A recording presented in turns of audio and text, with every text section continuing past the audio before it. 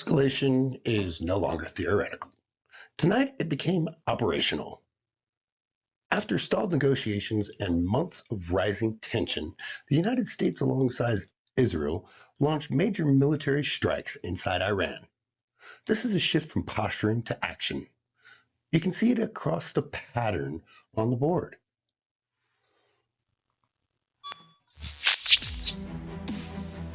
Breaking developments first. Joint U.S.-Israel operations targeted Iran military infrastructure. Iran has responded with missiles and drone activity. International reactions unfolding rapidly. Meanwhile, back at home, reports indicate that the Clintons have been deposed in connection with the ongoing Epstein-related proceedings. Depositions are procedural, non-legal, conclusions implied. Public confidence remains strained. On another front, an alleged maritime incident in Cuban waters is undergoing investigation. Diplomatic channels remain open. Details are still emerging. In Washington, the State of the Union produced sharply divided reaction. Supporters describe strength, critics describe division. Across the culture, a strong welcome from the U.S. hockey team. Boos for a newly elected Democratic governor. Not polling, but mood. And economically, modest growth. Inflation below previous peaks, unemployment stable, job growth slowing, consumer sentiment cautious. Military conflict now overlays that picture.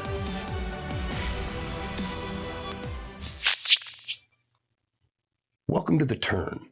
I'm Robert Peel. And if you value calm analysis when events accelerate, stay with us. Now it's my turn.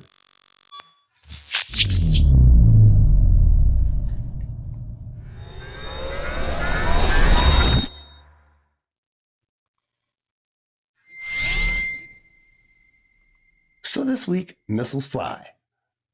Not phallic offerings to the gods, the real ones. Explosions, retaliation, condemnations, and all over America. YouTube podcasters are like, finally something actually breaking besides my stats. That's where we are. War breaks out and half the country treats it like, finally something to do. And instantly the news networks turn into the primitive addition to Star Wars. And the moral outrage machine spins up. This proves strength. This proves chaos. No. If it proves anything, it proves how Trump was really Hitler. The entire planet would already be a parking lot. Anyway, then the depositions hit. Clinton back in the Epstein orbit, and at this point, it's not even scandal. It's background radiation. Yes, there's a secret island, and yes, everyone's been there. Just ask this guy. And then we got a random Cuba wartime incident. A speedboat crosses a line. Shots allegedly fired. And you can feel everyone silently praying. Please don't turn into something bigger. We're already exhausted. Except this guy praying that it wasn't his cocaine. Then Trump gives a speech. Half the country stands up, half the country stands down. One side hears strength, the other screams dictator. And culturally, the U.S. hockey team gets cheers and a governor gets booed. That's not policy, that's mood. And mood wins elections. That's modern escalation. Not war, not peace, just pressure. And the real danger isn't missiles, it's what we've turned everything into, content. Because politics isn't persuasion anymore, it's production. It doesn't spike emotion, it doesn't trend. And here's where it gets funny. Even the late night crowd gets in on it. Everyone pretending that they are above the circus while selling tickets to their tent. You've seen it. Smirks, sarcasm, audience applause on cue. You can't believe this stuff. Oh, we can believe it. We build it.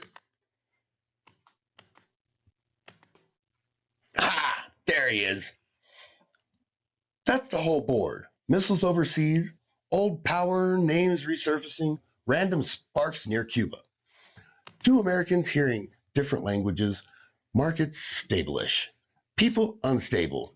And if the loudest thing in the room is still the comment section, stick around.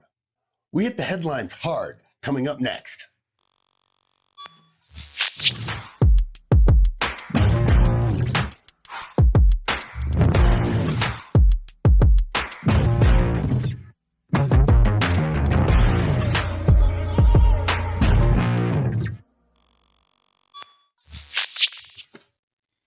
If you value clarity in a moment like this, stay with me. These are the nights that matter. Let's get into it.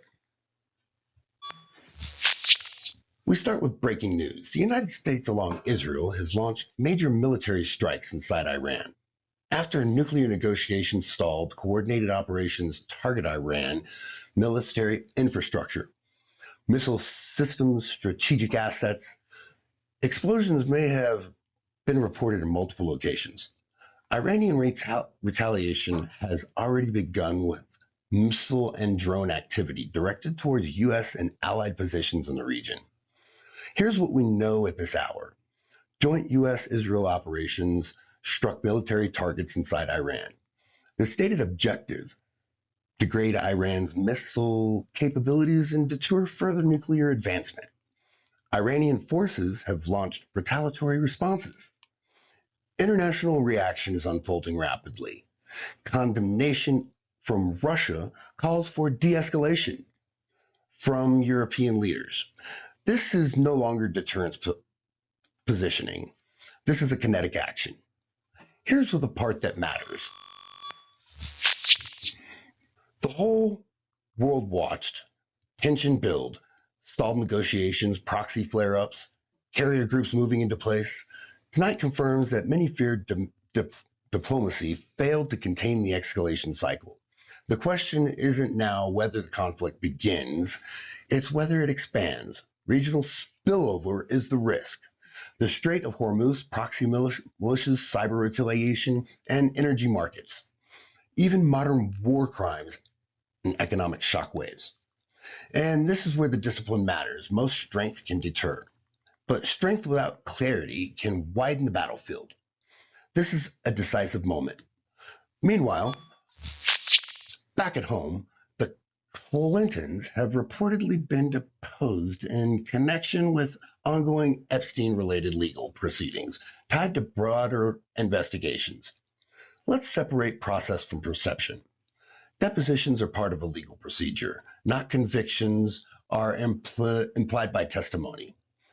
The broader Epstein network remains a source of public scrutiny. The larger issue here is trust.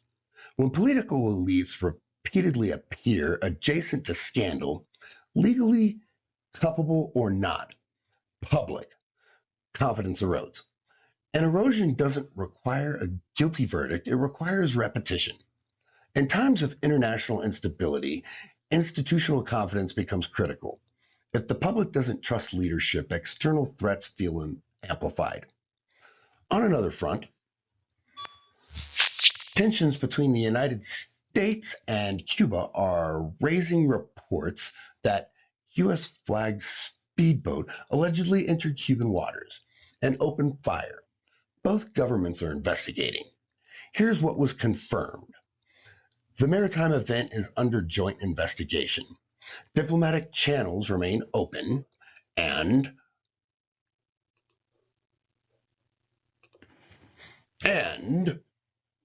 small incidents rarely stay small in heated climates. In calmer times, this remains a legal matter. In tense times, it can be interpreted as provocation. This is the difference between stability and fragility. Overseas conflict increases sensitivity everywhere. Now the domestic politics, President Trump is, or had the State of the Union address, it drew strong support among the base, with polling samples indicating significant approval. Critics on the left responded sharply, framing the speech as decisive.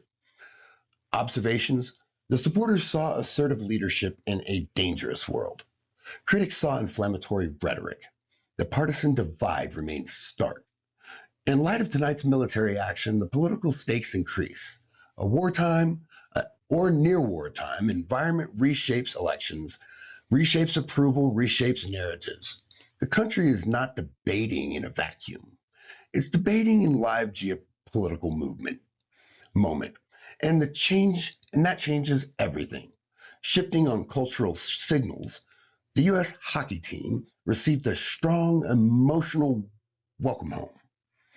Crowds celebrated national pride and international representation. A Democratic governor who faced boos during a public appearance. Crowd reactions aren't ballots, but they are signals. National identity moments trend to unify. Political appearances reveal fracture. When patriotic symbols receive applause and political figures receive rejection in the same cultural window, it tells you something about mood. Mood matters. Midterms aren't fought only on policy, they're fought on temperature. Finally, in the economy, current numbers show moderate GDP growth around 2.2%, unemployment near 4.3 to 4.4%, and inflation cooled from prior peaks but still present. Consumer confidence shows caution. Balanced assessment wins. The economy continues expanding. The inflation is down from previous highs. The labor market remains relatively stable. Historically, weak spots, job creation has slowed. Growth is not explosive, and consumer sentiment reflects uncertainty. Now add military conflict to that equation. Energy markets react, supply chains react, investor confidence reacts. And economic stability under wartime pressure becomes a different challenge entirely. So, the world is no longer flirting with instability. It has stepped into it. Military action in Iran confirms that geopolitical tension has crossed a line. Here's the straight answer. Strength is necessary in a dangerous world, but strength must be paired with strategic clarity. War, even limited war, reshapes economies, elections, alliances, and borders. The coming weeks will determine whether this remains contained or expands. At home, trust and unity matters more than ever. Divisions in peacetime is loud. Division during conflict is dangerous. My philosophy is simple. A strong nation defends itself without losing discipline. It holds leadership accountable without weakening institutions, and it remembers that power without wisdom is just noise. This moment demands seriousness. If you value calm analysis in chaotic times, support the show, share it, stay informed. We'll walk through this whole thing together. That's the headline news. Now it's time for Rob's rant. Stick with us. I might have to let it drop.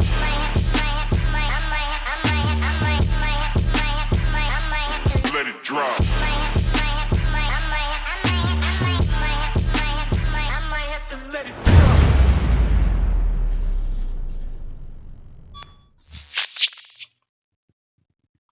All right, it's time to drop the mic.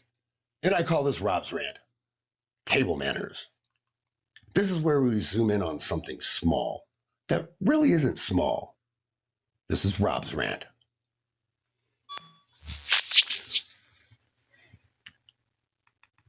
Look at that.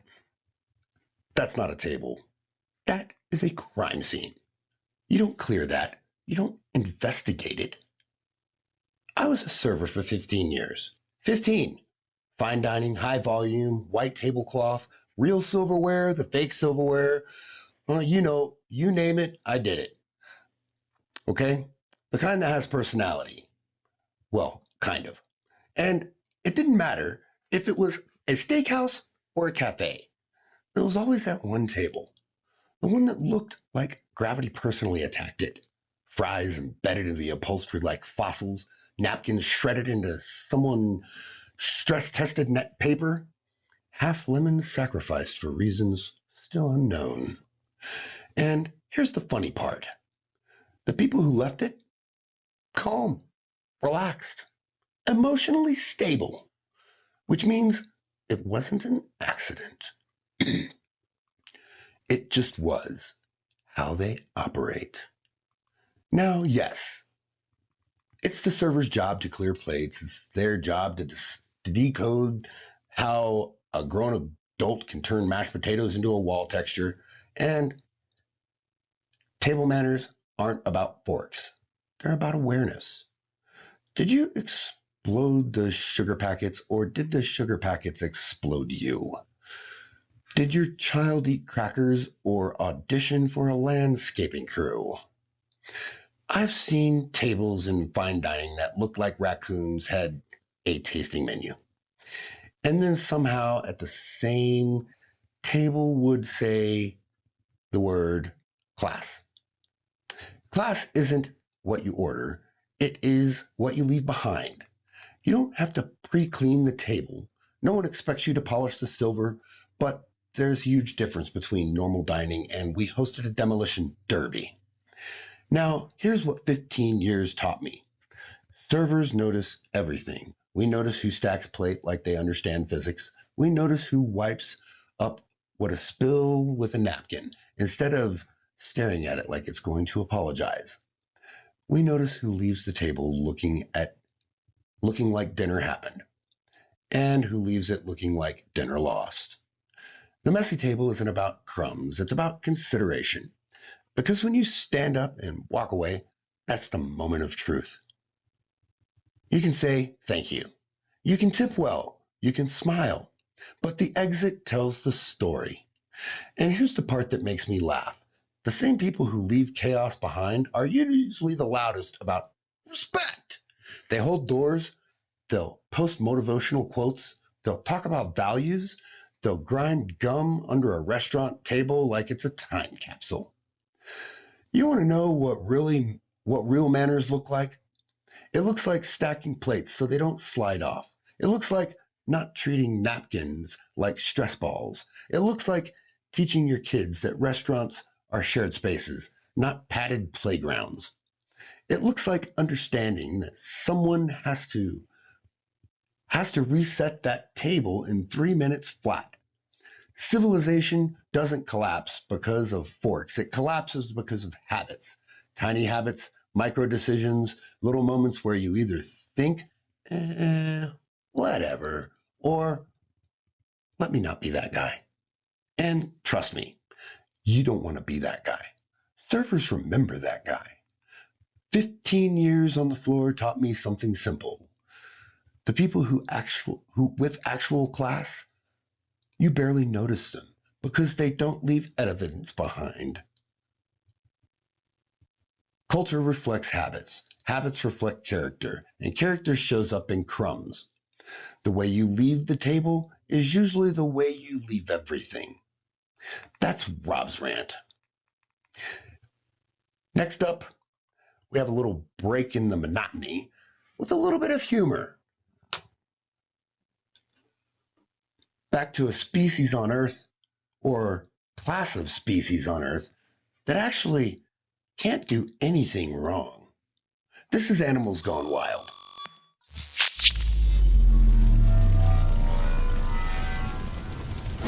Animals Gone Wild.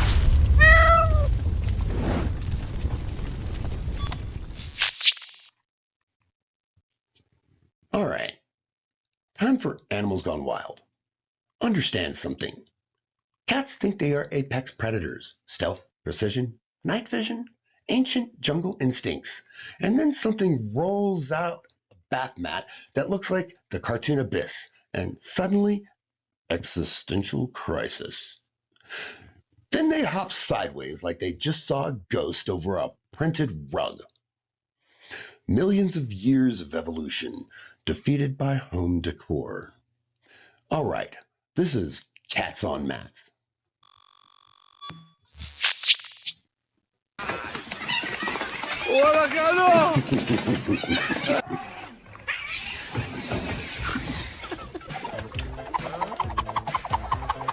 I can't tell if it's AI or not.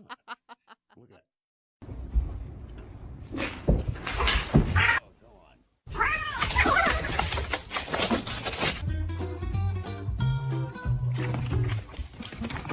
It's real. Look at that jump. You good?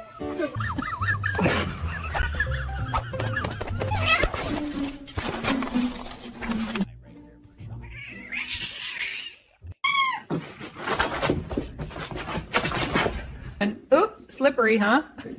He thinks he's stuck.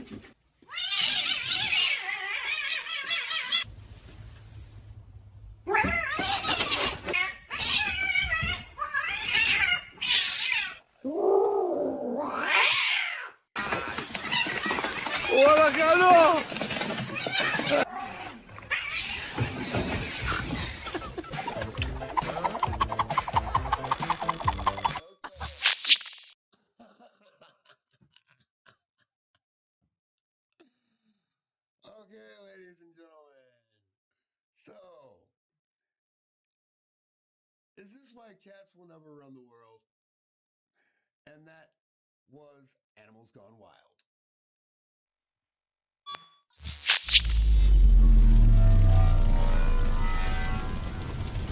Animals Gone Wild.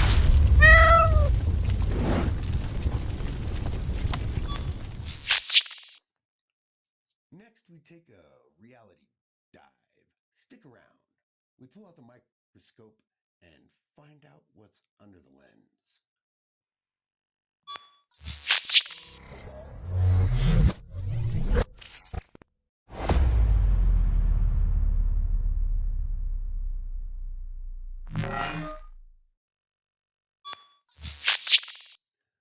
This is the deep turn, where we put the moment under the microscope, dissect the depths of society under the lens of clarity. Let's get into it. Tonight, we examine the extreme divide between left and right politics in America. Not the noise, not the structure, but how it was built. I guess that would be the structure. The two major parties did not begin as cultural enemies. They began as competing philosophies inside the same constitutional system. Different views on federal power, different views on economic policy, different views on how liberties should be protected. But the mission was shared: preserve the republic. In the mid-19th century, disagreement hardened around slavery and states' rights. The formation of the Republic Party in 1854 centered on opposing the expansion of slavery. The Democratic Party at the time held strong Southern support. The dispute shifted from policy to morale absolutes. Once that shift occurred, compromise became nearly impossible. The Civil War began in 1861 and ended in 1865. Hundreds of thousands died. It was not abstract. Families split, brothers fought on opposite sides, communities stopped speaking to each other. The military conflict ended. The emotional fracture did not disappear overnight. Reconstruction attempted to rebuild the Union. Resentment lingered. Through the late 19th century, the early 20th century's political alignments evolved. In the 1930s, New Deal Democrats embraced expanded federal authority. In the latter half of the 20th century, many Southern conservatives gradually shifted towards the Republican Party. The platforms changed. The labels remained. Today, the divide operates differently. It's not primarily geographic. It is informational. Americans consume different media ecosystems. They interpret the same events through separate narratives. Trust in institutions has declined across parties. Confidence in media, elections, and even basic facts has eroded. Politics now extends beyond legislations. It defies identity. The influences where people live, who they associate with, which businesses they support, what they teach their children. When disagreement becomes identity, opposition feels personal. And when it feels personal, escalation accelerates. This is not the 1860s. There are no states seceding. There are no opposing armies assembling, but the warning pattern is familiar. High polarization, low institutional trust, moral framing of political opponents. History shows that internal division weakens stability long before open conflict appears. The Civil War was resolved militarily. Culture distrust took generations to soften. The question now is not which party is correct. The deeper question is structural. Are we debating policy inside a shared framework, or are we debating the framework itself? When citizens no longer agree on the destination, every disagreement feels existential. This is where division intensifies. Political parties once represented different paths towards a stable republic. Today, many Americans feel the definition of the republic is contested. The shift is the real divide. And when families begin to mirror national fractures, history suggests caution. Not panic, caution. Because division becomes dangerous when escalation replaces discipline, and discipline is a choice. Every cycle. That is the structure beneath the noise, and that is why the term runs deep. Now it's time to cut through the noise and turn it down.